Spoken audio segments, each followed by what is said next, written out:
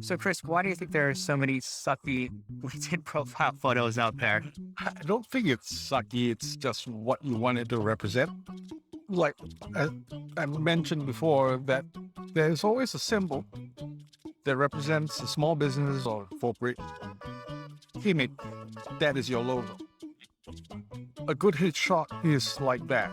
It's supposed to tell people, okay, is it a fantastic person that I can deal with, that I want to do business with? So if you have a sucky photo, that doesn't say anything. It's just a photo. You only got a few seconds to make that Yeah. impression with your phone. Most people we were talking about this last time have like the passport photo style.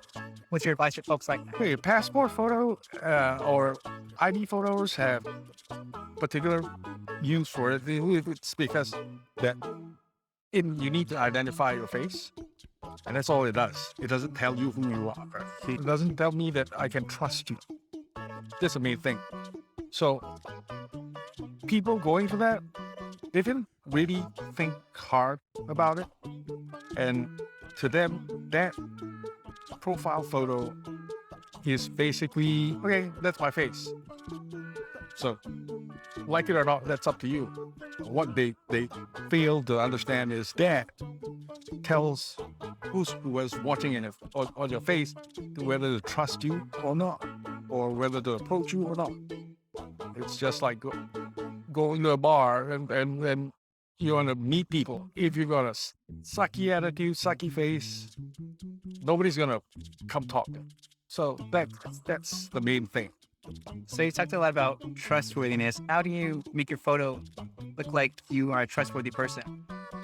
So for any photos, if you tell your subject to smile, the first thing that's going to happen is that they're going to try to force out a smile, because we are visual people. So it's probably going to end up like Arnold in the Terminator. So what happens is that we always tell people, think of something that makes you happy.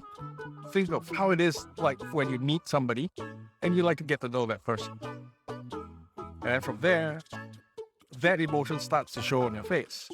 Hey, my name is blah, blah, blah. So the idea is not to think of smile, feel inside, and then it comes on the outside. But as you look at LinkedIn photos, some people are trying to tell a story.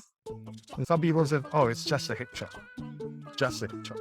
It's not just a headshot. Because here, you look at it and somebody looks at it and says, can I trust this person? That's it. So even though your qualifications are there, first thing you have to look is your profile photo, right? So if it doesn't do anything, so that's what I tell people. Give it time, relax, have fun, because this is a fun thing. If you're too tense, it's going to show. So have fun. So one thing I think is really important as well is the chemistry between the subject and photographer. Now, we've known each other for about 20 years, so obviously we have very good chemistry. But I think that's important because as a subject, you feel more comfortable taking the direction of the photographer. Is that something you experience in the past? I would say the photographer has to direct, make the person feel comfortable in a sense. But most of all, I would say give yourself time if you want to take a photo. I've experienced headshots that are rushed because they don't have the time for it. I say make time for it. You need time to warm up, to get that rapport with your photographer. You need time. It's usually after half an hour or 15 minutes when you really start diving with the photographer. And the photographer has to direct, has to need you to feel comfortable and then bring out what we want to see.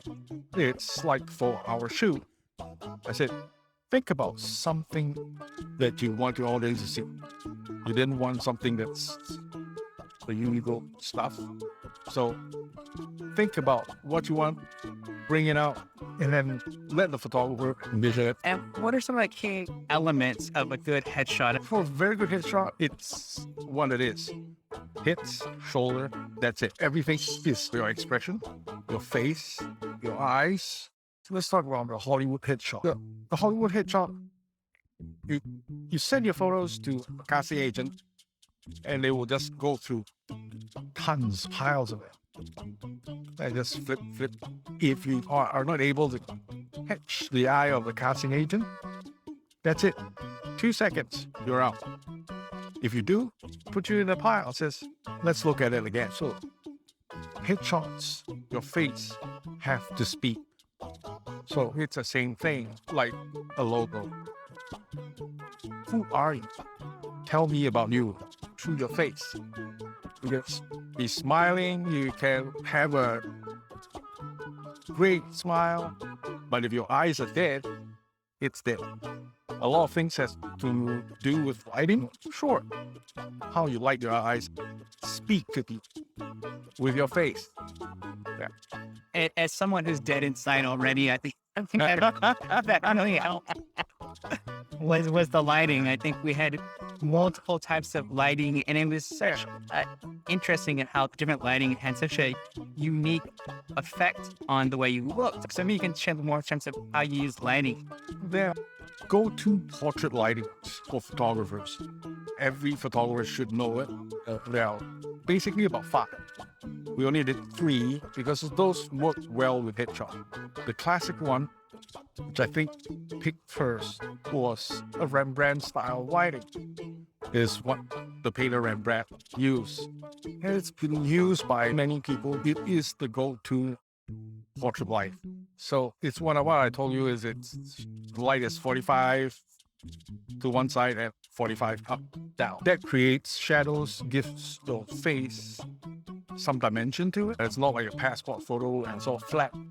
What's the second type of lighting? The second type of lighting is the one we did was loop light. It's a precursor to the Hollywood light that's used by a lot of Hollywood headshots. It's like coming from the top, like what we have now. Also, but you get a lot of definition in your face. When your face is flat, you can't really express yourself. It doesn't matter how you smile or what you're feeling, it just gets lost. In fact, it might end up cheesy as a passport photo.